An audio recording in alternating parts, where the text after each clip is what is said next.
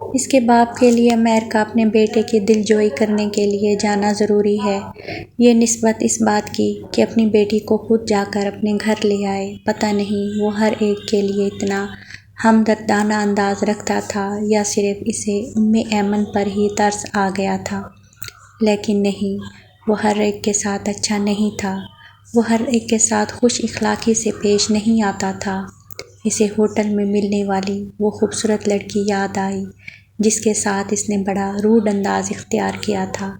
وہ توفیق کمال کی بیٹی تھی۔ اس بات سے بہت زیادہ بڑھ کر وہ اس کے ساتھ اچھا سلوک کرتا تھا۔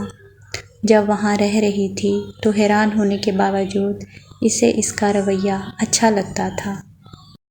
اس کی باتیں اور اس کا انداز اچھا لگتا تھا، لیکن اب وہ سنجیدگی سے یہ سوچ رہی تھی کہ وہ ایسا کیوں تھا؟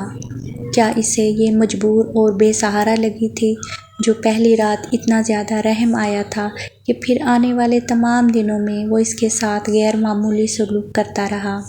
اس ناشتے کی میز پر انہوں نے اس سے وعلیکم السلام اور کسی چیز کی ضرورت تو نہیں، پیسے تو نہیں چاہیے والی معمولی باتوں کے بعد ایک اضافی بات کی، تم کمپیوٹر کا کوئی کورس کیوں نہیں کر لیتی؟ اس نے چونک کر انہیں دیکھا۔ سارا دن گھر پر فارغ رہتی ہو، بہتر ہے اپنے لیے کوئی اچھی مصروفیات ڈھونڈ لو، انگلش لینگویج وغیرہ کا بھی کورس کر سکتی ہو۔ اس کے باپ نے اسے سنجیدگی سے مشورہ دیا۔ الماس اس گفتگو کے دوران بالکل لا تعلق نظر آ رہی تھی۔ اسے یہ مشورہ دینے کے بعد انہوں نے اگلے ہی روز اس کے کمرے میں کمپیوٹر رکھوا دیا تھا۔ وہ دو ملازمین کو اٹھا کر اپنے کمرے میں لاتا دیکھ کر ایک پل کے لیے حیران ہوئی، پھر اس کی سمجھ میں آ گیا کہ اس کے لیے بالکل نیا کمپیوٹر منگوایا گیا ہے، پینٹیم 4 پرنٹر اور دیگر تمام لوازمات کے ساتھ۔ اب اسے اپنے کمرے میں کتابیں پڑھنے، ٹی وی دیکھنے کے علاوہ بھی ایک اور مصروفیات مل گئی تھی۔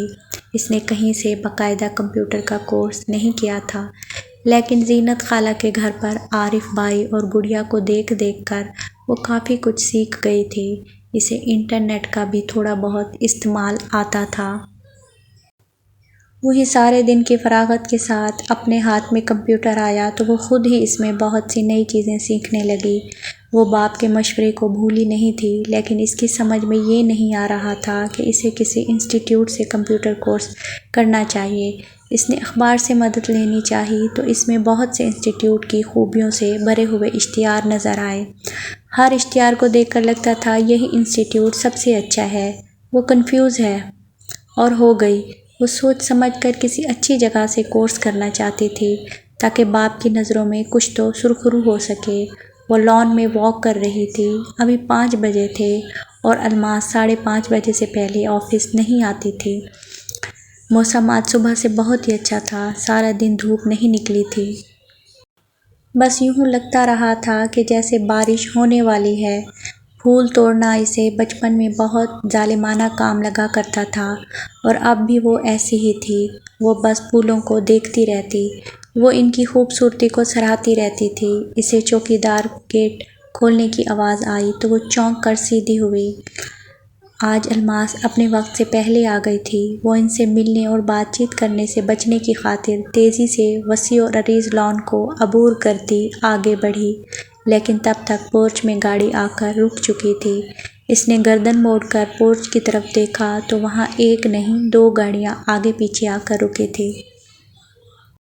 آگے والی گاڑی میں سے توفیق کمال اترے تھے اور پیچھے والی میں سے حیدر مسعود۔ وہ باپ کو دیکھ لینے کے بعد اب سیدھی اندر نہیں جا سکتی تھی۔ وہ دونوں اسے دیکھ چکے تھے۔ اس نے رک کر ان کے قریب آنے کا انتظار کیا۔ السلام علیکم۔ وعلیکم السلام۔ سلام کا جواب ان دونوں نے دیا تھا۔ توفیق کمال کا جواب ویسا ہی سرد اور سپاٹ سا تھا، جبکہ حیدر کے جواب میں گرم جوشی موجود تھی۔ توفیق کمال بغیر رکے دروازہ کھول کر آؤ حیدر کہتے ہوئے اندر داخل ہو گئے، جبکہ حیدر نے اسے پہلے اندر جانے کا موقع دیا تھا۔ کیسی ہو بے مروت لڑکی، اپنے پاپا کے گھر میں آ کر بھول گئی نا ہمیں؟ اس کا لہجہ ویسا ہی اپنائیت اور دوستانہ تھا۔ مسکراتے ہوئے وہ اس سے شکوہ کر رہا تھا۔ میں ٹھیک ہوں، اس نے سنجیدگی سے جواب دیا۔ وہ دونوں سیٹنگ روم میں آ چکے تھے۔ توفیق کمال صوفے کے پاس کھڑے حیدر کا انتظار کر رہے تھے۔ کل ڈنر ہے گھر پر۔ امریکہ سے ہمارے بزنس فرینڈ اپنی فیملی کے ساتھ کراچی آئے ہوئے ہیں۔ انہیں اور اپنے 2-4 خاص جاننے والوں کو ڈنر پر انوائٹ کیا ہے میں نے۔